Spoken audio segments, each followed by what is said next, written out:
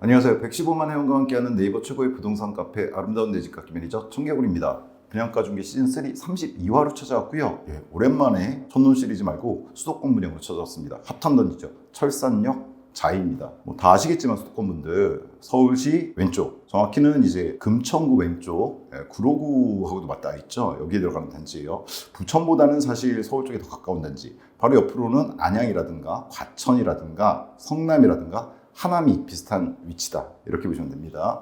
이 광명이 들어가는데 얘가 핫하죠. 광명 뉴타운. 여기 광명시청 보이시나요? 바로 앞에 있는 게 철산역입니다. 근데 그 바로 앞에 들어갑니다. 분양 중이라 뜨지만 실제로 얘가 1, 2, 3단지거든요. 꽤 넓습니다. 여기부터 시작해서 이렇게 광덕초등학교를 둘러싸고 위쪽으로 이렇게 들어가는 단지다, 이렇게 보시면 됩니다. 일단 시청이나 시민운동장 바로 위에 있고요. 그래도 철산역이라든가 왼쪽 광명사거리역이 있습니다. 이따 말씀드리겠지만 편의성이나 이런 측면에서는 당연히 빠질 것 없는 단지라고 보시면 됩니다. 그럼 이 단지에 대한 제 한 줄 평은 이렇습니다. 멋이 중원디, 영화 곡성인가요? 거기 나왔던 대사인데, 이게 여러 가지 논란이 있을 수는 있어요. 지금 보니까 평면도에서 드레스룸이 좀 빠져 있다라든가 작은 평형에서 이런 여러 가지가 있는데, 저는 그런 건 별로 중요한 요소가 아니라고 생각합니다. 물론 실생활에서는 조금 불편할 수도 있어요. 근데 모든 평이 그런 것도 아니고 방음벽이라든가 이런 거 있거든요. 보시면 이게 조감도 같은데, 그렇죠? 이게 가운데가 1단지고 아마 구조상으로 봤을 때 이쪽이 2단지, 여기가 3단지 같아요. 이 3단지 쪽이 보시면 여기 방음벽이 투명하게 다른 단지들도 그런데, 그리고 여기 단차가 좀 있는데, 이런 거에서 조망 이런 거 얘기를 하시는 경우들이 있거든요. 그런 거 감안한다고 하더라도, 없는 게 좋긴 하죠. 그렇죠? 탁 트여 있는 게 좋긴 한데, 그런 걸 감안한다고 하더라도 수익 측면에서 나쁘지 않을 단지, 그게 더 중요한 겁니다. 가장 중요한 거는 실거주 측면에서도 당연히 나쁘지가 않고, 좀 이따 보겠지만 얘는 투자 측면에서도 상당히 좋은 단지라고 저는 개인적으로 판단합니다. 많은 분들이 이렇게 생각하시겠지만 사소한 거에 너무 빠지면 안 되는 단지. 그래서 멋이 중한 뒤를 한 줄 평을 꼽았습니다. 그 다음에 여기 근린 시설 들어가는데, 여기가 역세권이기 때문에 이런 근린 시설들도 상당히 좋은 것들로 잘 들어오지 않을까, 이런 생각이 들어요. 여튼 요걸 갖다 제가 한 줄 평으로 뽑았고요. 다음 주, 그러니까 29일부터 1순위 청약 특공부터 시작해서 19개 단지가 이루어지기 때문에 오늘 영상이 좀 빠를 수 있다는 거 좀 양해 부탁드립니다. 말도 좀 빠를 수 있고요. 일단 이 단지요, 기본적인 투자성 충분히 갖추어진 단지로 제가 생각합니다. 대단지 맞아요. 2000세대가 넘습니다.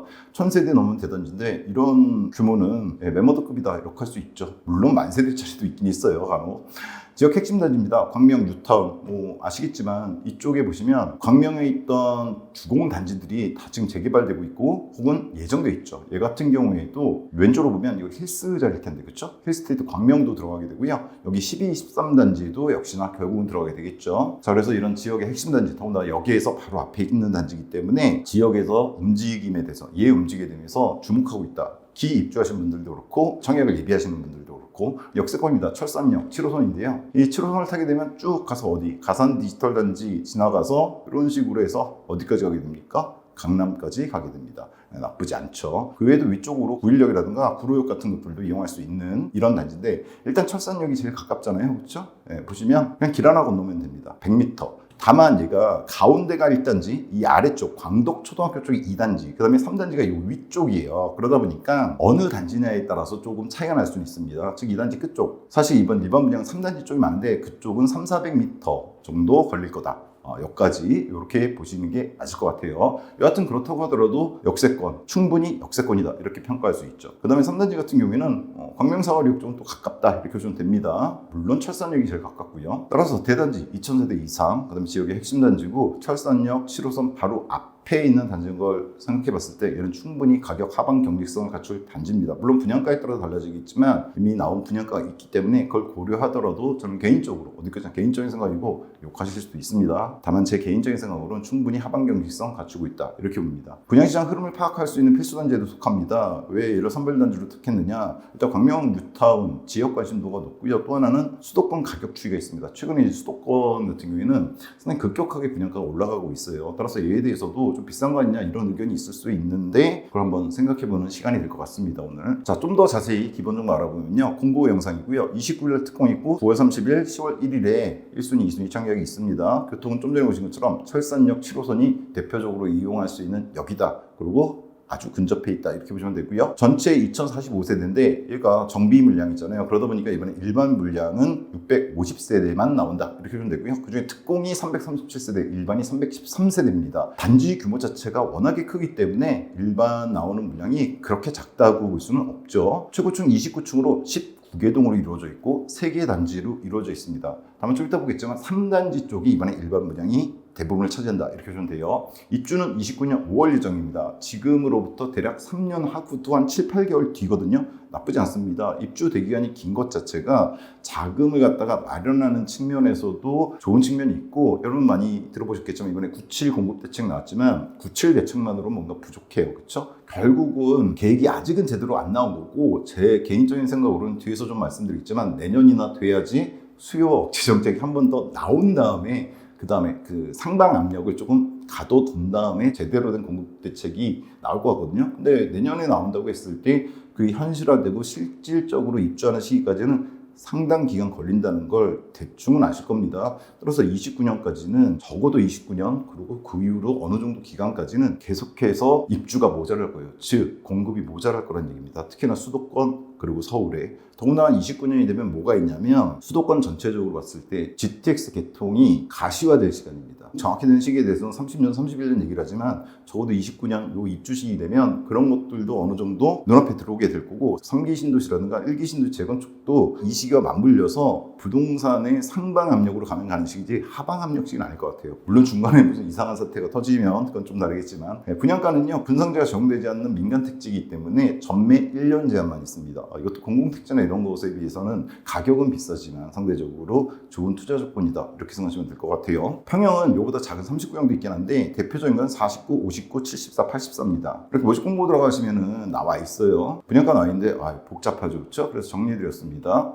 49형 같은 경우에는 최저층 제일 싼 놈은 7.3억 선에서 비싼 놈은 8억 선으로 나왔고요. 59형은 10.4억에서 11.6억에 나왔습니다. 그 다음에 74형은 12.9억에서 13.6억에 나왔고, 84는 15.5억의 기본 분양가 나왔습니다. 84는 몇 세대 안 나왔어요. 여기 뒤에 가로 쳐둔 거 보이시죠? 이게 공급 세대수입니다. 일반 공급. 즉 49형은 100여 세대 나왔고 59형이 주력입니다. 650세대 중에서 450세대가 넘는 물량이 59형이에요. 74도 50세대가 안 되고 84는 12세대밖에 안 됩니다. 12세대 분양가가 조금씩 다른데 평균적으로 15.5억이 기본 분양가다 이렇게 생각하시면 됩니다. 따라서 여러분들이 동호수라든가 단지를 확인하셔야 돼요. 지금 보시면은 호수별로 분양가가 나와 있습니다. 이 정도 선이다 이건 알고 계셔야 되고, 또 하나는 아까 말씀드린 것처럼 얘 같은 경우에 단지 배치도가 있잖아요. 아까 말씀드린 것처럼 1단지가 중앙에 있고 2단지가 역에는 좀 가깝습니다. 근데 3단지가 가장 멀리 여기 떨어져 있어요. 이 3단지 물량이 제일 많거든요. 이번 일반 공급 물량 중에는. 그리고 여기 쪽에 방음벽이라든가 이런 게 생각보다 좀 높은 높이로 설치가 됩니다. 그런 거는 감안하셔야 되기 때문에 여기서 말씀드린 거예요. 동호수 확인하고 단지 확인해야 된다.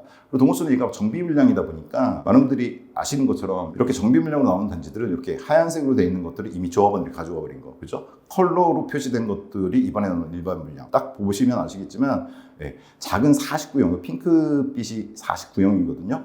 이런 거는 고층까지 있는데 나머지는 거의 다 저층 물건밖에 없다. 그죠? 이게 1단지예요. 가운데 있는 단지. 그 다음에 2단지 같은 경우에도 거의 다 저층. 아예 고층이 없습니다. 1단지는 그나마 4구형에 뭐 고층이 있는데 2단지는 아예 고층 자체가 없고 4구형 자체가 없기 때문에, 그 다음에 3단지 가야지 5구 A병으로 해서 거의 전체가, 조합원이 이쪽은 그냥 일반 물량으로 돌리는 단지다 이렇게 보시면 되죠. 그래서 동호수라든가 어느 쪽에 배치되는지를 갖다가 감안하시고 이제 청약 신청하셔야겠죠. 그리고 확장비 같은 경우에는요, 뭐 그렇게 비싸게 나온 편은 아닙니다. 민간 물량치고 4구 730, 5구형은 1400, 74는 1500, 84가 1600이에요. 즉 5구가 1400인데 84가 1600이면 큰 차이 없다 이렇게 보시면 될 것 같고요.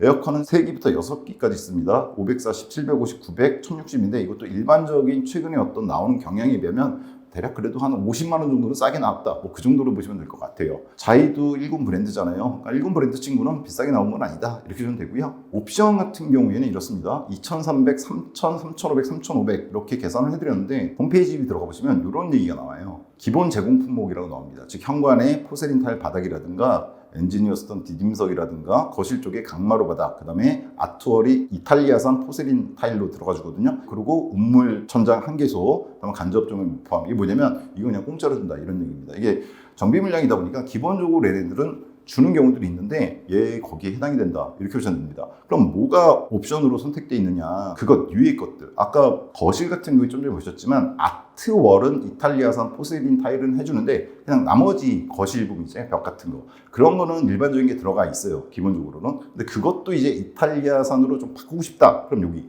들어가시면 옵션에 선택이 있습니다. 여기 있죠, 인테리어 스타일업을 해서 이탈리아산 포세린 타일 벽면 시트 패널. 시트 패널이 최근으로 이제 나오기 시작한 건데 그냥 벽지나 이런 게 아니라 패널 자체를 갖다가 설치해 주는 거예요. 그러니까 이런 것들은 유상 옵션이 들어가 있다 이렇게 보면 됩니다. 근데 제가 보기에는 또 기본 제공 품목만으로도 나쁘지 않아요. 그렇죠? 강마루 다 들어가 있고 하기 때문에 그럼에도 불구하고 좀 더 고급화 시키고 싶다. 모델하우스 같은 데 가보시면 아마 옵션, 유상 옵션이 다 들어가는 모습이 돼 있을 겁니다. 그런 모습을 원한다 그러면은 요 가격, 평형대별로 2,000에서 3,500 정도가 더 들어간다 이렇게 보시면 됩니다. 저는 이거 일단 다 넣은 겁니다. 그래서 기본 분양가는 아까 말씀드린 이 부분이었는데 여기다가 이제 확장비라든가 에어컨이라든가 옵션을 갖다가 포함시킨 가격, 풀업이죠. 그렇게 되면 이탈리아산 벽면으로 깔고 패널 다 넣어버리고 조명도 간접 조명 다 넣어버리고, 저는 항상 최고급으로 일단 계산해 드리니까 그랬을 때 나오는 가격은 여기 빨간색 표시됐습니다. 즉 예를 들어서 5구형이다 그러면은 원래 기본 분양가가 10.4억에서 11.6억인데 5구형이니까 보통 에어컨은 4기가 들어갈 거잖아요. 그리고 확장비가 1,400이니까 5구형이 합하면 대략 2,100 정도가 나오고 5구형 옵션 다 때려박으면 대략 3,000 나오거든요. 그럼 대략 4,000에서 5,000 정도 들어가지 않을까 이런 생각이 든 거예요. 그래서 그 5,000 정도를 더해버렸습니다. 이 기본가에다가. 그게 바로 5구형의 실질 분양가 10.9억에서 12.1억이다 이렇게 보시면 됩니다.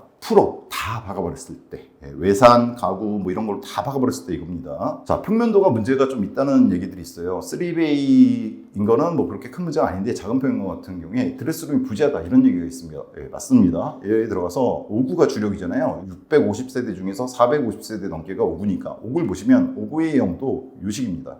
침실 1, 2, 3이 있는데 3베이 형태죠. 그렇죠? 3베이 막 통풍. 보통 이 침실 3이 이쪽 옆으로 들어가 있는 게 최근에 나오는 평면 중에 하나인데 4베이로, 얘는 그걸 따르지 않았을 뿐더러 침실 1, 보통 우리가 안방이라고 생각하는 거죠. 부부 욕실이 있으니까. 근데 여기 뭐가 없습니까? 지금 보면 드레스룸이라든가 파우더룸이 없습니다. 그래서 이 경우에는 침실 3을 갖다가 뭐 옷방 겸 뭐 이런 걸로 쓸 수는 있는데, 아니면 여기다 붙박이장을 넣어야겠죠. 그렇죠? 그런 측면에서 조금 평면도가 떨어진다 이런 얘기가 있어요. 그 다음에 팬트리 같은 것도 특별하게 있는 건 아니고, 다만 주방 쪽이 나름 좀 넓어 보인다는 특징은 있습니다. 그렇지만 뭐 요리하는 공간 이런 거 고려해보면 아주 넓게 나온 것도 아니고요. 근데 5구 B 같은 경우에도 얘는 타워형이에요. 즉 탑상형인데, 얘 같은 경우에도 지금 침실 1을 보면 뭐가 안 들어가 있다? 드레스룸은 안 들어가 있습니다. 그런 측면에서 얘가 조금 평면도에서 좀 까일 가능성이 있죠. 74형을 가도 A형 같은 경우에 없어요. 뭐가? 드레스룸이 없습니다. 팬트리는 복도 쪽에 하나 있고, 침실 1이 안방인데 여기도 드레스룸이 없죠. 근데 뭐 74는 좀 크니까 따로 만들어도 되긴 하는데 방 안에다가, 74B에 가시면 그때서야 뭐가 나옵니까? 타워형인데 드레스룸이 있습니다. 드레스룸 여기 보이시죠? 그렇죠? 84들은 있습니다. 84들은. 근데 84는 물량 자체가 얼마가 안 되잖아요. 그렇죠? 드레스룸 크게 잘 들어가 있는데, 일단 주력이 5구인데 5구에는 지금 A든 B든 드레스룸이 없다. 이게 문제가 될 수 있는데 저는 크게 문제가 안 되는 것 같다고 생각합니다. 왜냐면 제가 이것 때문에, 드레스룸 이것 때문에 주변에 있는 단지들도 보면요, 5구형인데 드레스룸이 없는 평면의 단지가 있고 있는 평면의 단지가 있어요. 더군다나 같은 단지 아닌데 있는 타입하고 없는 타입이 있어요. 즉 5구A는 있는데 5구B는 없더라든가. 그것까지 한번 조절을 해봤거든요. 좀 이따가 보여드릴게요. 따라서 일반적으로 지금 드레스룸 부재라든가 이런 측면에서 평면도가 까일지 모르지만, 아까 제가 한 줄평 뭐라 그랬습니까? 못이 중요한지. 그런 게 중요한 단지가 아닙니다. 다른 것들에 의해서 그게 보완이 이 단지 자체적으로 되는 데다가 주변 시세나 앞으로 시세 봤을 때 큰 문제는 저는 아니라고 봐요. 그리고 주변 단지 중에서도 드레스룸 부재한 5구형들을 제가 찾아봤는데 문제는 되지 않을 것 같습니다. 좀 이따 얘기 드리고요. 평면도에 이거 같이 써놨습니다. 이거 유무와 주변 시세 좀 이따 비교해 드릴 거고, 즉 드레스룸 유무. 그 다음에 동호수 배치도에 유의해야 된다는 거 다시 한번 말씀드리지만 1, 2, 3단지 위치가 다르고, 이건 모델하우스 가셔서 꼭 보셔야 됩니다. 내가 저층에 당첨됐을 때 조망이 방음벽일 수도 있고 이런 게 있어요. 그건 보셔야 됩니다. 다만 이것도 중요한 건 저는 아니라고 생각합니다. 잡채 편의성, 얘가 뭔가 드레스룸이 없고 이런 조망이 안 되는 부분들에 대해서 충분히 커버하고 남는 것 중에 하나가 저는 이 자체 편의성이라고 생각해요. 클럽, 이거 어떤 식으로 읽을까요? 자이니까 자이안이라고 읽을 거예요. 자이의 안이란 뜻. 자이안일 것 같은데 정확히 모르겠어요. 죄송합니다. 커뮤니티를 보시면 일단 커뮤니티가 1단지, 2단지, 3단지로 나뉘어 있어요. 딱 느끼시겠지만 가운데가 1단지잖아요. 조합원들이 가장 많이 들어가 있을 단지죠. 따라서 이 1단지, 그리고 실제로도 제일 넓어요. 단지 배치도 보시면 1단지가 제일 큽니다. 그렇죠? 역하고 초등학교는 2단지가 가까워서 2단지에도 어느 정도는 이제 조합원들이 들어가 있긴 한데 1단지가 제일 각광을 받겠죠. 그래서 커뮤니티도 1단지 쪽이 많이 들어가 있습니다. 피트니스, GX 뭐 이런 식으로 들어가 있어요. 그리고 2단지에도 꽤 들어가 있는데 3단지 쪽은 일반 물량이 많은데 상대적으로 적습니다. 다만 괜찮은 거는 1단지가 중앙에 있잖아요. 요 커뮤니티를 갖다가 여러분들이 뭐 공고문 이런 거 보시면 아시겠지만, 그리고 모델하고 써서 문의 보시면 아시겠지만 단지별로 따로 쓰는 게 아닙니다. 즉 통합 운영을 한다고 되어 있습니다. 기본적으로. 따라서 3단지에 있으시더라도 1단지에 있는 커뮤니티를 이용하거나 2단지에 있는 커뮤니티를 이용하는데 문제는 없습니다. 다만 이런 건 있죠. 지금 보시면 이게 가운데 1단지잖아요. 클럽 시안 여기도 있고 여기도 있고, 그렇죠? 나뉘어져 있어요. 한 군데 몰빵되어 있는 것보다 이게 날 수도 있습니다. 반잡도라든가 봤을 때. 그 다음에 2단지 쪽은 여기하고 여기 있고 3단지는 단지 자체가 두 동밖에 안 되다 보니까 여기 있습니다. 그러니까 1단지 쪽에 들어간 수영장이라든가 사우나를 이용할 수 있습니다. 거리 자체는 여기 사거리 보이시나요? 이쪽 왼쪽이 3단지고 그 다음에 요 사거리를 기준으로 해서 1단지, 아래쪽이 2단지예요. 그러면은 대략 커뮤니티를 이용하려면 이 3단지 쪽에서 이렇게 오면 되거든요. 대략 거리는 200m 정도 이내에 1단지 게 있고 2단지 거 이용하려면 거의 500m가 되죠. 근데 핵심적인 것들은 전부 1단지 들어가 있습니다. 뭐가 들어가 있습니까? 1단지 쪽에 수영장이라든가 사우나라든가 게스트하우스, 더군다나 스카이라운지 들어가거든요. 107동인가에 들어가는데 얘도 1단지 있습니다. 잠깐 보시면 이게 커뮤니티입니다. 1단지 쪽에 들어가는 건데 수영장 들어갑니다. 고급단지의 대표적인 어떤 시설이죠. 레인은 3레인짜리고 뭐 유아풀이라든가 체온유지풀, 자쿠지죠. 이런 거 들어가주는데, 그 다음에 바로 옆에 사우나가 같이 들어가줍니다. 보통 사우나 통해서 수영장을 갖다 이용하게 되거든요. 왜냐면 들어갔다 나올 때 샤워해야 되니까. 그 다음에 뭐 락커룸 같고, 그 다음에 GX룸하고 피트니스룸도 상당히 크게 대규모 단지잖아요. 크게 형성되어 있다 이렇게 보시면 되고요. 그 다음에 필라테스 룸이 따로 있습니다. 보통은 피트니스 클럽의 GX룸 통해서 같이 이용하는데 얘는 필라테스 룸은 또 따로, 그래서 공간이 많다 이렇게 보시면 되고, 카페 라운지도 하나 여기 있고 스카이 라운지는 따로 있습니다. 골프 연습장도 상당히 크게 들어가죠. 보니까 조금 스크린일 것 같고, 그 다음에 지하 4층에는 게스트하우스가 들어갑니다. 게스트하우스가 지하 4층에 들어간 건 조금 특이하긴 한데 여하튼 지하 4층에 들어가고 1인 독서실이라든가 독서실도 1단지에 들어가줍니다. 이게 1단지고 2단지에도 실내 놀이터, 뭐 키즈 카페 비슷한 거라고 보시면 되겠죠. 그렇죠? 그 다음에 카페테리아가 여기도 따로 들어가주고 문화강좌실이 또 따로 들어가줍니다. 그 다음에 도서관이라든가 독서실, 공유 오피스가 2단지에 독립적으로 들어가주고요. 3단지에도 보시면은 아너스 클럽은 각 단지에 다 들어가는데 이거 쉽게 말해서 옛날 좀 경로당 이렇게 보시면 되고요. 3단지에도 작은 도서관과 독서실 들어가주고 탁구장은 여기 또 들어가줍니다. 근데 가운데도 보면 이거 카페 같은 걸로 충분히 이용할 수 있을 것 같아요. 그 다음에 클럽 클라우드, 구름 속의 클럽 정도로 해석할 수 있을 것 같은데, 교보문고라든가 이런 서점들과 대규모 서점들과 콜라보를 해서 큐레이션을 그쪽에서 해주는 거죠. 서적 같은 거 좀 교체해주고, 보시면은 이제 107동인가 그런 것 같던데, 보시면 교보문고에서 이렇게 들어와 주는 게 있고요. 북카페죠, 일종의. 즉 책도 볼 수 있고 못 할 수 있는 거, 차 같은 거 마실 수도 있는 그런 공간 좋죠. 다만 규모가 한 층, 107동 24층 맞네요. 107동 맞는데 24층에 한 층 정도로만 들어서 여기 세대수가 2000세대인 걸 고려하면 조금 작지 않을까라는 생각도 들긴 하지만 그래도. 그리고 여기 나와 있네요. 1단지, 2단지, 3단지 요 다목적실이 공동시설이다 이렇게 되어 있습니다. 어린이집하고 아너스 클럽, 즉 경로당이라든가 독서실은 각 단지별 배치다. 즉 독서실이 1, 2, 3단지에 다 들어가 있잖아요. 그건 개별적으로 사용하고 나머지 수영장이라든가 일반적인 커뮤니티는 단지가 같이 운영할 수 있다는 얘기입니다. 다만 추후 입주자 대표회의 결정에 따라 달라질 수 있는데 이거는 단지 전체적인 어떤 측면에서도 같이 활용하는 게 더 나을 겁니다. 유지하는 데 있어서도 그렇고. 여튼 그래서 저는 이 부분이 사실 이런 식으로 커뮤니티가 수영장에 사우나에 게스트하우스라든가 스카이라운지까지 다 들어가는 단지들은 거의 하이엔드급들에서 많이 볼 수 있죠. 그래서 자기가 따로 하이엔드급 브랜드를 갖고 있지는 않잖아요. 보통 이제 현대 같은 경우에는 DH가 있고 프리저 같은 경우에는 서밋이 있고 그런 거 갖다 이제 뭐 하이엔드라고 그러는데 아크로도 있고요. 다른 데 같은 경우에는. 근데 얘는 그게 없는데 이거는 자이에서는 하이엔드급에 해당하는 단지다 이렇게 볼 수 있을 것 같습니다. 그런 의미에서 아까 뭐 드레스룸이라든가 이런 공간 문제는 특별히 큰 문제가 되지 않는다. 이것만으로도 그거는 충분히 상쇄가 된다. 저는 그렇게 생각을 개인적으로 합니다. 물론 제가 커뮤니티하고 주차를 되게 중시하신다는 건 저희 분양가 중개 보신 분들 아실 거예요. 그래서 그런 측면도 있습니다. 개인적인 생각이니까 욕하셔도 됩니다. 다만 제 개인적인 생각은 이 정도면 충분히 그런 문제, 다른 문제는 사소한 문제가 될 수 있다. 이런 생각이 들고요. 주차도 나쁘지 않은 것 같아요. 1.35대 1입니다. 아닙니다. 최근에 이제 원도심들에 들어가는 특히나 정비 물량들에서 제가 말씀드릴 때 항상 말씀드리는 게 주차가 너무 작은 경우들이 많아요. 1.2대 이하들 되게 많거든요. 1.35 되면 아주 풍족하다. 사실은 1.5대 이상이 돼야지 좀 여유로울 수 있거든요. 그에 비해서는 좀 작지만 일반적인 정비 물량치고는 잘 들어가 준 거다라고 생각합니다. 충분할 겁니다. 어느 정도까지는. 그래서 나쁘지 않게 나온 거고요. 특히나 상대적으로 봤을 때 정비 물량에선 교육은 광덕초, 초품화, 광명중, 학원가 이렇게 써놨습니다. 아까 보셨지만 2단지 바로 앞에 광덕초등학교가 있어요. 그냥 뭡니까? 초품화다 이렇게 보시면 되겠죠. 그죠? 중학교는 바로 위쪽 길 하나 건너면 광명중학교가 있습니다. 그래서 교육적 여건은 나쁘지 않고 뭐 전체적으로 봤을 때 이 광명 쪽의 어떤 학원가는 다 이용할 수 있는 곳이다 이렇게 보면 되겠죠. 교육 생각하면은 이제 뭐 반포나 대치 이쪽이나 가야 되는데 거기는 뭐 이거 가격이 몇 배가 되니까요. 이쪽에서는 꿀리지 않는 상당히 좋은 바로 앞에 보시면 뭐 시민운동장이 있다라든가 시청도 바로 앞에 있고 전체적으로 편의성, 교육 및 편의성에서 빠지지 않는 동네죠. 바로 앞에 여러분이 잘 아시는 철산 로데오거리고 왼쪽 가면 얼마 멀지 않은 광명 사거리역 근처에 어떤 편의시설들 다 있잖아요. 따라서 얘는 교육이나 편의성에 있어서 나쁘지 않다. 이렇게 볼 수 있을 것 같습니다.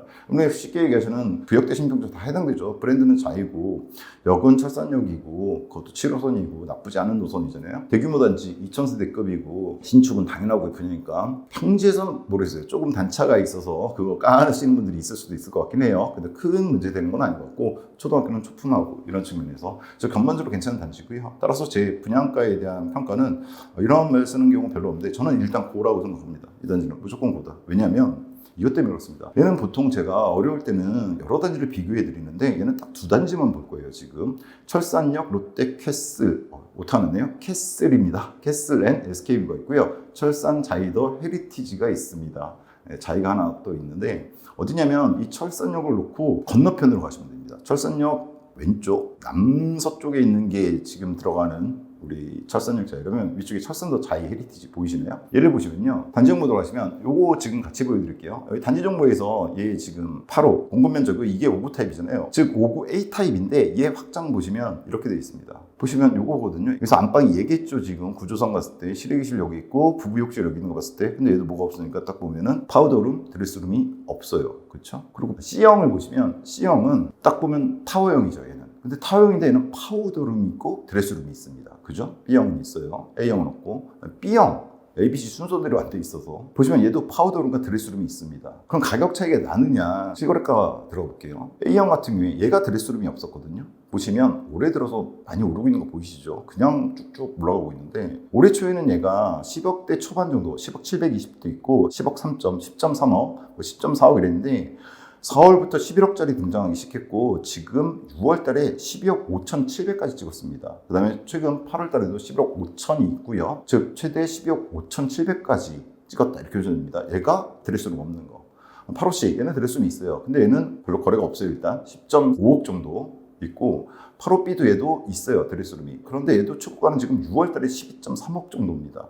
따라서 드레스룸이 있고 없고가 큰 차이는 없는 것 같아요. 여기서. 그리고 일단 정리를 해뒀는데 얘 가격이 어떻다고요? 지금 철산 자이더 헤리티지 25년 올해 들어간 거예요. 근데 벌써 거래들이 좀 있는데 10억에서 12.6억 선이다 이렇게 보시면 됩니다. 또 하나 철산역 롯데 캐슬 앤 SK뷰가 있습니다. 얘는 철산역에는 좀 더 가깝습니다. 뭐다? 자이더 헤리티지보다 그렇죠? 여기 광명 중고를 갖다 끼고 있는 놈인데 얘는 좀 더 됐어요. 22년에 들어갔습니다. 그럼 얘도 단지 정보 보시면 82A, B형이 있는데 얘가 59형이죠. 59A를 보시면 얘도 확장형 들어가시면 A가 지금 3베이 이번에 나온 거랑 좀 비슷한 거죠. 지금 보시면은 3베이 형태로 돼 있는데 역시나 이게 안방이거든요. 딱 보면은 그렇죠. 부부 욕실이 따로 있으니까 이쪽은 복도로 나가는 거잖아요. 근데 여기도 지금 드레스룸이 없죠. 그렇죠? 그 다음에 B형 보시면 타워형으로 볼 수 있는데 얘 같은 경우는 여기가 침실이잖아요. 그래서 안방 이쪽이 지금 복도로 나가는 거고 욕실 바깥쪽에 있는 거고 이게 이제 부부 욕실인데 여기도 보시면 뭐가 없습니까? 네, 드레스룸이 없습니다. 그러니까 5구형에 드레스룸을 넣어주는 경우가 있고 안 넣어주는 경우인데 최근에는 진짜 많이 넣긴 하는데 얘네들은 안 들어가 있는 단지들이에요. 그런데 얘는 실거래가가 어떠냐?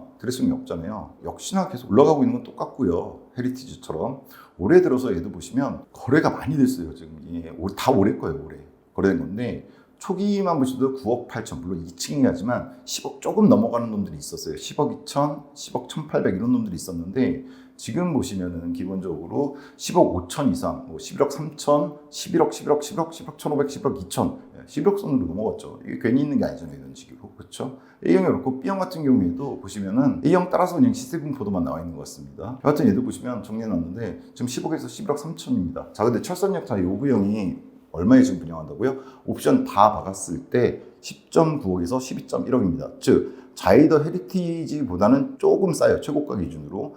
반면에 롯데 캐슬앤 SK보다는 5천에서 7, 8천 비싼 겁니다. 근데 연차가 있죠. 철산역 자기가 들어간 29년인데 헤리티지는 25년에 들어갔으니까 올해 들어갔어요. 4년 차가 나게 되고 롯데 캐슬앤 SK는 이름이 힘들어요. 7년차 나게 됩니다. 그리고 사실 자이더 헤리티지는 얘는 3000세대짜리 거의 4000세대예요. 3800세대까지 대규모인데 롯데캐슬은 1400세대. 이번에 들어가는 철산역 자이보다는 조금 작은 단지입니다. 주차 대수는 양쪽 다 1.3대에서 조금 넘어가는 비슷비슷하고요. 그렇게 봤을 때 이번에 들어간 철산역 자이가 철산역과의 거리라든가 다른 여러 가지 면에서 지금 말씀드린 두 단지에 비해서 꿀리냐 그런 거 없죠. 그렇죠? 물론 철산역 헤리티지는 옆에 천변을 좀 끼고 있다는 거, 그래서 수변을 좀 활용할 수 있다는 게 나쁘진 않죠. 그렇죠? 나쁘진 않은데 그거에서 가격 차이가 이게 한강이면 모르겠는데 한강까지는 아니잖아요. 한강까지는 아닙니다. 그렇죠? 그런 거 봤을 때 여기가 입지가 그렇게 꿀리진 않는다. 근데 가격 차이가 지금 이 정도다. 그럼 충분히 들어가도 될 만한 가격이라고 저는 생각합니다. 그리고 드레스룸이 있다 없다 갖고는 지금 자이더 헤리티지나 롯데캐슬앤 SKB 쪽도 입구 없구가 그렇게 큰 차이가 없을 뿐더러 없는 단지나 없는 타입도 잘 올라가고 있잖아요. 보셨으니까 큰 문제는 안 될 겁니다. 자, 분양가는 주변 비교 가는 단지들 대비했을 때 저는 그래서 고라고 써놓은 겁니다. 더군다나 얘는 힐스테이트 광명, 얘도 사실은 지금 여기 보시면 바로 왼쪽에 있잖아요. 이거 4,000세대짜리 얘도 장난 아닌데 얘 지금 분양가가 미정이 한데 여기 보이시나요? 분양계획 25년 10월. 물론 언제 나올지는 아무도 잘 모르는데 조합원 분들만 좀 정확히 아시겠죠. 근데 이거 조만간 나올 거란 말이에요. 그럼 얘가 나왔을 때 어떻게 될까라는 생각도 좀 해봐야죠. 그 다음에 철산주공 12, 13단지도 제가 말씀드렸어요. 바로 건너편에 있잖아요. 여기 광명 아시는 분들 다 알죠. 여기 12, 13단지 얘 들어가 보시면 지금 가격 86년도도에 지어진 아파트인데 당연히 재건축 앞두고 있기 때문에 가격 보시면 됩니다. 그럼 얘네들이 지금 들어갔거나 이제 들어갈 텐데 그랬을 때 이 분양가가 어떻게 될까 생각해 보시면 되죠. 그렇게 봤을 때 지금 현재 이게 나온 가격 주변이 물론 지금 상승세의 어떤 시세긴 하지만 거기에 맞춰 봤을 때 더구나 얘가 지금 들어간 게 아니잖아요. 29년도에 들어간 거잖아요. 그거 고려했을 때는 그냥 고를 외쳐도 되는 단지라고 저는 개인적으로 판단합니다. 중간에 전쟁이나 뭐 이런 이상한 것만 벌이지 않는다면요. 투자가치평가에서 분양가는 저는 고를 해도 되는 단지 이렇게 보고요. 인접해서 들어올 후상향 단지들이 즐비하다는 게 투자가치입니다. 후상향, 우상향 말고요. 뒤에 들어올 단지들의 분양가 뒤로 갈수록 높아지잖아요. 후상향. 즉 옆에 있는 힐스 광명역은 비슷한 시기니까 뭐 아주 높을지 아닐지 모르겠는데 얘도 있고 힐스가 원래 좀 높게 내는 경향은 있는데요. 그 다음에 여기 철산주공 12, 13단지라든가 여러 측면에서 얘는 후상향의 어떤 효과를 받을 단지 이렇게 저는 봅니다. 그리고 잠실 류엘부터 시작될 중간 기준점들 중에 하나가 제가 잠실 류엘 얼마 전에 분양했을 때 선별단지 영상을 올려드렸잖아요. 그때 제가 뭐라고 평가했냐면 잠실 류엘의 5구형 분양가가 16억에서 17억이었습니다. 그거에 비해서 여기 비싼 거 아니냐. 여기 10억인데. 근데 거기는 경쟁률 자체가 600대 1이 나와버리는 그런 데잖아요. 거기는 안전마진이 얼마였다고 평가받습니까? 잠실 르엘의 5구형 같은 경우에 16에서 17억에 분양했고 보통 10억 안전마진 얘기하셨는데 저 같은 경우에는 선별단지 영상 보시면 됩니다. 15억은 날 거다. 5구형에서. 왜냐면 거기 엘리트가 벌써 30억 찍고 있는데 20년 된 구축이 르엘이라든가 잠레아 같이 들어가거든요. 걔네가 5구형이 내년부터 들어갔는데 들어갔을 때 걔가 30억일까? 아닐 거라고 생각합니다. 파크리오라는 애가 혼자서 섀도우 복싱을 하고 있었는데 지원물이 이렇게 들어가 주잖아요. 그러면은 저는 적어도 35억은 칠 거라고 보고 있거든요. 뭐가? 잠실 르엘이 그 이상 갈 수도 있다고 저는 사실 개인적으로 생각해요. 그래서 15억 이상의 안전마진 날 것이다 라고 봤던 게 잠실 르엘이고 중요하게 이거였어요. 중간 기준점들. 그러니까 이거는 견해들이 상당히 달라요. 그러니까 흔히 양극화라는 거 지금 말씀하시잖아요. 서울에 특히나 반포 같은데 예를 들어서 DH 클래스 들어가면 최소 9평이 80억 이상 갈 건데 거의 90억 예상도 합니다. 그랬을 때 나머지 21년 정보점에서 떨어진 단지들하고 이런 차이가 도대체 왜 나는 거냐에 대해서 양극화가 너무 많이 이루어졌다라고 말씀들 하시거든요. 그러고 똘똘한 한 채 이런 얘기 말씀하시는데 저는 그런 건 아니라고 봅니다. 그러니까 그 영향이 없다는 건 아니에요. 똘똘한 한 채 선호 영상도 있는 게 맞고 사회적으로도 양극화가 심화된 것도 있어요. 하지만 그 정도 차이를 벌일 만한 건 아니라고 제가 말씀드렸었어요. 잠실 르엘에서. 왜 그렇다고 했죠? 강남 쪽에 재건축이 돼서 원도심 재건축은 순서대로 됩니다. 비싼 데들부터. 즉 수익이 날 수 있는 아크로라든가 이런 게 됐던 거는 레미안 퍼스트지가 처음 들어 성공했기 때문이에요. 그래서 줄줄이 지금 원펜탄스라든가 원벨리라든가 이후에 나올 트리니원이나 이런 애들이 그게 있었기 때문에 된 거거든요. 1급지부터 돼요. 그 다음 급지가 이런 원도심 재건축에 성공하려면 얘네들이 많이 올라줘야지 그거 보고 내 입지에 맞춰서 분양이 나오는 거예요. 그것들이 나오기 시작한 게 저는 잠실. 근데 그동안 시간이 너무 많이 걸렸어요. 중간에 뭐 둔천주공이라든가 이런 데들 나왔는데 핵심 입지는 아니잖아요. 강남에 가까운 반포나 대치에 가까운. 저 뭐냐면 이 잠실 레일이 지금 오구형이 35억에 이렇게 만약 제가 예상한 대로 간다면 중간 기준 가격들을 정해주는 거란 얘기입니다. 뭐냐면 강남하고 다른 급지 차이가 예를 들어서 4대 1이었는데 지금은 6대1, 7대1이 됐어요. 즉 쉽게 말씀드리면 옛날에는 수도권의 1급지 어딜 얘기 드릴까요? 네, 최근에 저점 찍었다고 생각하는 송도, 인천 송도, 인천의 강남 송도하고 반포의 가격이 옛날에 대략 4대1이었다면 어디까지 가정입니다. 그보다 높다 낮다 막 그거 갖고 욕하지 마세요. 4대1이었다면 지금 8대1까지 가 있는 거예요. 쉽게 말해서 8대1, 9대1까지. 그래서 양극화 이렇게 얘기하는데 송도가 얘를 못 따라갔던 이유는 중간 기준점 애들. 송도하고 원래 강남은 많이 차이가 나잖아요. 특히나 반포하고는. 그럼 중간 기준점에 잠실이라든가 이런 애들 들어가줘서 가격 자리매김을 해줘야 되는데 잠실 쪽이 없었다니까요. 작년에 잠래야, 그 다음에 이번에 잠실 레일이 겨우 들어가고 그 다음에 방배 쪽 물건들이 들어가기 시작한 거예요. 방배라든가 잠실은 딱 반포라든가 대치의 다음 급이거든요.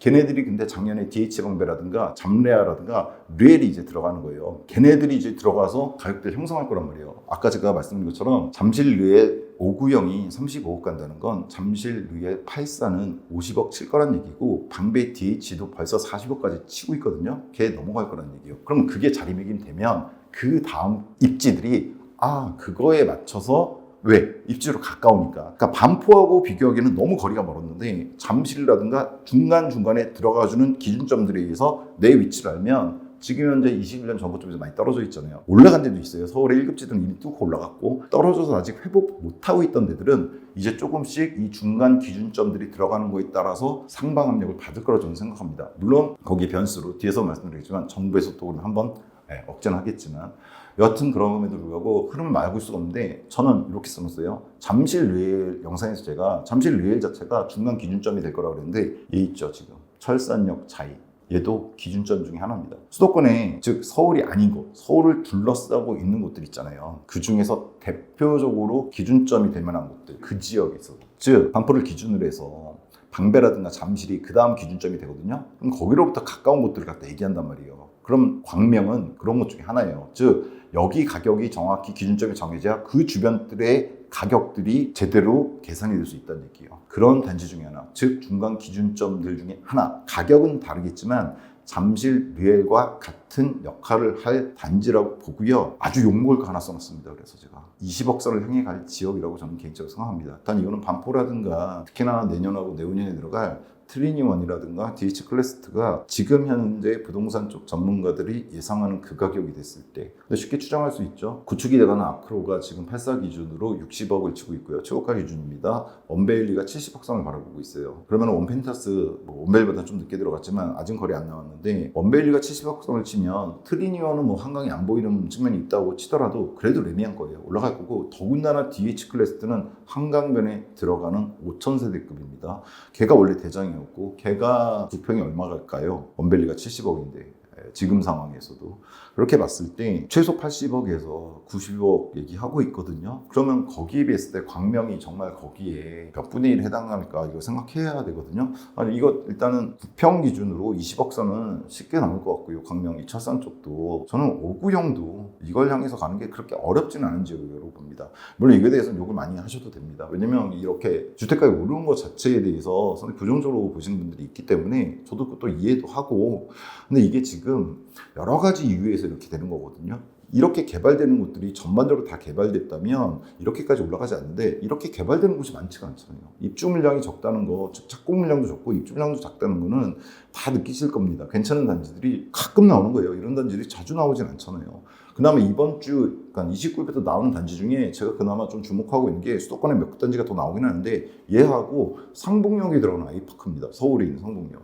그런 단지 자주 안 나오거든요. 제가 분양가 중개 맨날 해드리지만 이런 단지 많이 안 나와요. 특히나 수도권에서. 그러다 보니까 이 가격으로 갈 수 있다고 조심스럽게 예측을 해보는 겁니다. 욕하셔도 되고 다만 이걸 제가 객관적으로 전망을 해드리려고 하는 거지 이렇게 된 게 좋다거나 이렇게 가야 한다는 걸 주장하는 건 아닙니다. 이렇게 갈 것 같다라는 얘기를 드리는 거예요. 주장이 아니라. 다만 요건 있습니다. 투자가치 지금 말씀드리는데 정부 규제는 예상하고 들어가야 됩니다. 전 정부 규제가 있을 거라고 최근 영상에서 97 대책에 대해서도 한 편은 띄워드렸어요. 2편은 아마 추석 끝나고 아니면 추석 바로 직전에 한번 띄워드릴 수 있을 것 같긴 한데 거기서 뭐라고 말씀드렸냐면 조만간에 627 수요 대책 나왔고 97 공급 대책이 나왔는데 97 공급 대책 제가 1편 영상에서 뭐라고 말씀드렸습니까? 약간 문제가 있다. 결국에는 내년 정도 돼서 제대로 된 공급 대책이 나올 거다. 국토부 관리들도 이걸 모르는 건 아니라고 그랬어요. 97 대책에 대해서. 따라서 97 대책 문제점을 보완할 게 내년쯤에 나올 건데 중간에 순서도 그렇잖아요. 수요 나왔고 공급 정책 나왔으면 수요 정책 나와야 됩니다. 더군다나 내년에 공급 정책을 제대로 내려면 이런 재건축이라든가 정비 물량에 대해서 인센을 줄 수밖에 없어요. 근데 그건 당연히 단기적으로는 상방 압력을 받게 되거든요. 그럼 그걸 갖다 미리 눌러놔야 돼요. 그걸 아마 올해 말에 금리 인하가 10월에 될지 11월에 될지 모르겠지만 그거 시기 맞춰서 그보다 조금 앞일 수도 있고 조금 뒤일 수도 있어요. 한국은행은 미리 내는 게 낫다 뭐 이런 얘기를 하던데 여하튼 수요 억제책이 먼저 나올 겁니다. 그 상당히 강력하게 나올 가능성이 있어요. 왜냐하면 97 대책에서 뒤쪽에다가 끼워놓은 거 있잖아요. 토어제 국토부 장관이 지정할 수 있다. 저는 광명이 지금 올라가는 선 아까 보셨잖아요. 헤리티지 올라가는 거 보셨잖아요. 84 들어가 볼까요? 84도 쭉쭉 올라가고 있어요. 쭉쭉. 가끔 가다가 영상 보면 이런 거 갖고 얘기하시는 분이 있던데 맨 밑에 있는 것들. 이게 9억이잖아요. 얘가 지금 10억인데 9억? 여기 평균선하고 보면 이거 아마 30% 딱딱 맞는 뭡니까? 증여성 거래죠. 근데 이런 건 있어요. 논외이긴 한데 이런 증여성 거래에 있는 단지들 있잖아요. 이런 단지들은 좋은 단지입니다. 증여를 왜 하는 걸 생각해 보셔야 돼요. 투자 측면에서.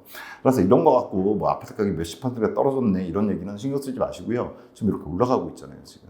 아까 보여드렸던 또 다른 단지 롯데캐슬 이 같은 경우에도 지금 쭉쭉 84도 뚫었어요. 저번에 올라가고 있잖아요. 대형은 별로 없고 여기가 잘 보이네요. 84가 59는 뭐 당연히 올라가고 있죠. 이렇게 올라가고 있으면 당연히 맞을 가능성이 있습니다. 뭘? 정부의 규제를. 서울 주변에 있는 데만 지금 강남하고 서초 이외의 지역들 토호제 확대한다고 있잖아요. 저는 광명도 충분히 맞을 수 있는 지역 중에 하나로 생각해요. 지금 이미 올라가고 있잖아요. 더군다나 이거 철선역 자리도 잘 분양될 거고 나머지 나오는 대로 잘 될 것 같거든요. 따라서 정부 규제는 예상하고 들어가셔야 됩니다. 내가 딱 분양 당첨돼서 중도금 납입하고 있는데 정부 규제를 아주 세게 올 말이나 내년 초에 낼 수 있거든요. 그때 덜컥 겁이 나실 수도 있을 거예요. 그럴 가능성이 높아요. 강할 거예요 아마. 다만 분양단지잖아요. 얘 언제 들어간다고요? 29년 5월에 들어갑니다. 따라서 이건 있습니다. 정부 대책이 강하게 나온다고 하더라도 얘는 대기기간이 거의 4년에 가까워요. 따라서 큰 문제가 없는데 들어가실 때 자금 자체를 갖다가 상당히 부실하게 계획을 갖다 세우시고 무조건 넣으시는 분들이 가끔 있거든요. 그러지는 마시라는 얘기예요. 충분히 생각을 하고 하셔야 되는 거예요. 다만 준공 자체는 4년 정도 뒤기 때문에 크게 문제는 되지 않을 거다. 그렇게 생각을 하고 있습니다. 미래 가치는요. 좀 전에 말씀드린 것들입니다. 양극화가 돼 있다고 하는데 결국은 주택가격 조정될 겁니다. 중간 기준점들이 들어가주고 있어요. 잠실 쪽에 들어가고 있고 방배도 들어가고 있고 얘도 들어가 줬잖아요. 얘 말고도 수도권의 핵심지들에 이 중간 기준점이 없어서 지금 양극화처럼 보였지만 원래 중간 기준점이었던 애들이 신축으로 들어가주게 되면 원래 자리를 얘네랑 똑같은 비율은 아니지만 거의 비슷하게 찾아가기 시작할 겁니다. 그랬을 때는 나쁘지 않다라는 생각이 드는 거고요.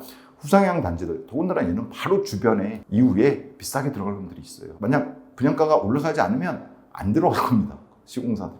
안 들어갈 거예요. 따라서 오를 수밖에 없는 입지기도 하고 후상향이 있을 수밖에 없는 뒤에 들어온 단지들의 분양가가 올라갈 수밖에 없다.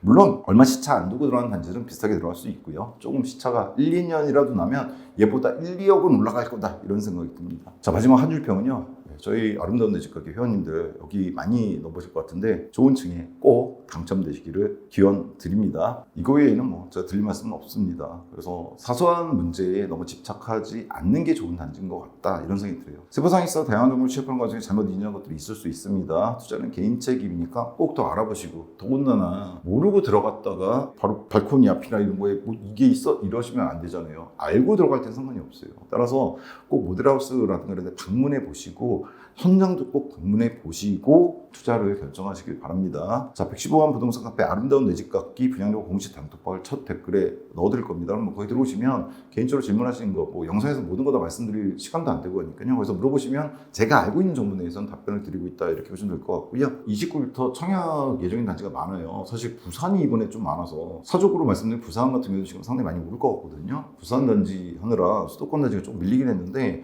바로 이 다음 영상으로는 성봉 아이파크도 내용 전해드릴 생각이고요. 그 외에도 인천이라든가 오산 쪽에도 제가 보기에는 괜찮은 단지들이 좀 들어가는 것 같습니다. 그래서 이번 주는 선별단지 영상도 좀 빠르게 찍고 있거든요. 그런 영상들을 통해서 이번 주 내로 좀 더 정확하고 유용한 소식 갖고 찾아뵙도록 하겠습니다. 정보가 도움이 되셨다면 구독, 좋아요, 알림 설정 부탁드리고요. 긴 시간 시청해 주셔서 감사합니다.